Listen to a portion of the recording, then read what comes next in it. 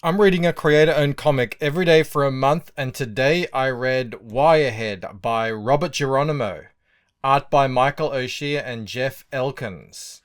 I believe Wes Locker must have done the lettering. That is correct. Important to point out. Great cover.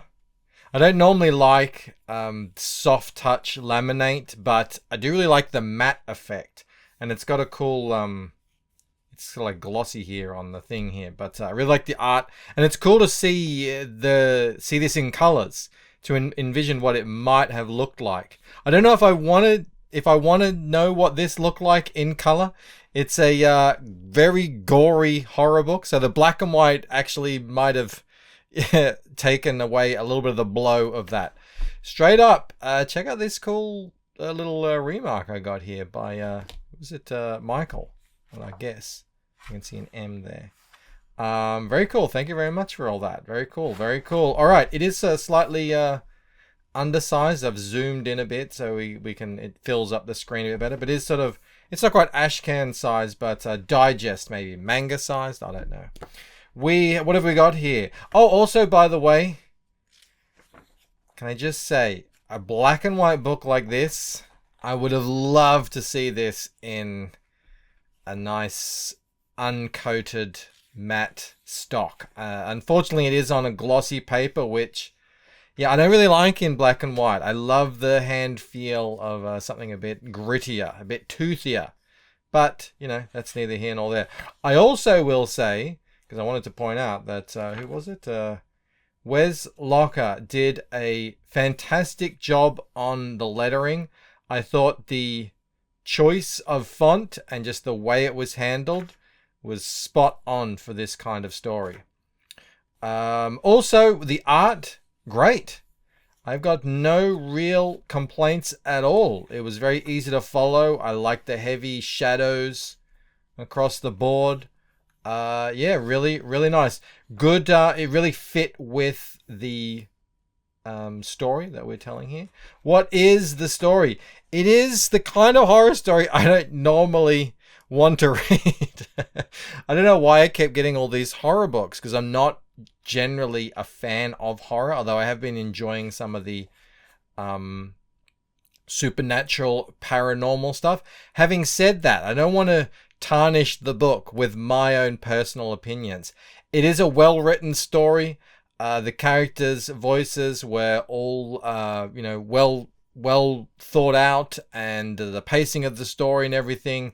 You do get a complete story in everything. It's just that this kind of gore, I mean, we're talking like, just like straight up horrific stuff. Texas Chainsaw Massacre type stuff. Not my jam. So just straight off the bat, you know, if you're a fan of that, maybe this is more your thing. But straight away, we're thrown right into it. People are running in a forest. This guy's got brain matter all over him. And it doesn't take very long before Wirehead appears, who is the big bad of this story.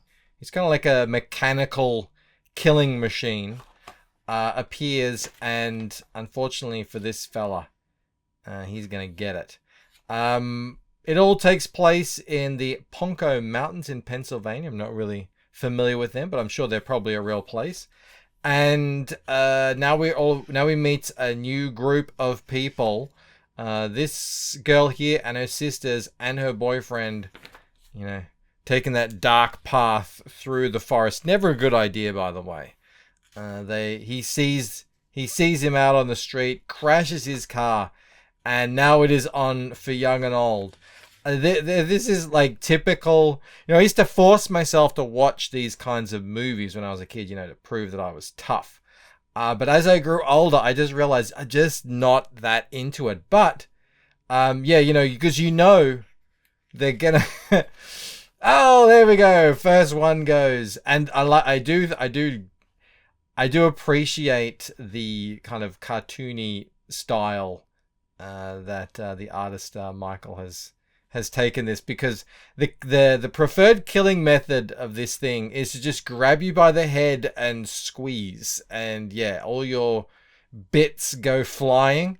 And that is the name of the game is to basically not have your head popped by this guy. And it doesn't really matter in typical horror style. It doesn't really matter how fast or how far you run. He's going to catch you.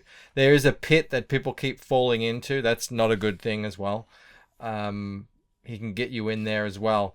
But yeah, basically you got to survive in this forest and not make sure you don't get head squashed, essentially.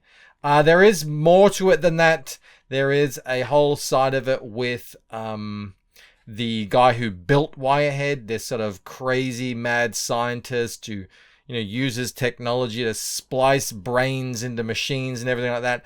I don't want to get too far into it because if you are into these sorts of stories, you probably want to read it. It looks great. It was very well made. I do wish they'd printed it on matte stock. You can see the kind of glare here. I mean, it's not bad when you're reading it. It's obviously enhanced under the light, but I know I love, especially a horror story. I feel like that tactile feel would have really added to the whole experience. But yeah, in spite of my personal preferences, it's a really well made book. It looks great. And yeah, go check it out. Wirehead. I will see you on the next one. All right, bye.